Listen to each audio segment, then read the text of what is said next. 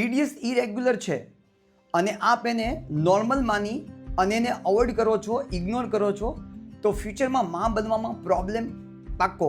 આ signal normal signal નથી, આ ફ્યુચરમાં સિરિયસ સિગ્નલ છે. જો આપને ઘણા સમયથી હાર્મોન્સ ઇમ્બેલેન્સ છે અને આપ એને ઇગ્નોર કરો છો તો ફ્યુચરમાં પીસીઓડી, થાઇરોઇડ કે ફર્ટિલિટી પાકી છે એ આવવાની છે. બટ ગુડ ન્યૂઝ એ છે, જબ આપની લાઈફસ્ટાઈલને ઇમ્પ્રુવમેન્ટ કરો અને સુધારની શરૂઆત કરો તો મિરેકલ ચેન્જ થઈ શકે છે. ફર્સ્ટ, મારે ડિશની અંદર ન્યુટ્રિશન અને પ્રોટીન છે એ પૂરતો ઇન્ટેક કરવો પડશે. સેકન્ડ, મારે ડેલી તો 30 મિનિટનું વોકિંગ છે એ પ્રોપર કરવું પડશે. મારે મારી સ્લીપ પ્રોપર કરવી પડશે જેનાથી મારું બોડી હિલિંગ પ્રોપર થઈ શકે. એન્ડ નેક્સ્ટ, મારે સ્ટ્રેસ મેનેજમેન્ટ કંટ્રોલ કરતા શીખવું પડશે.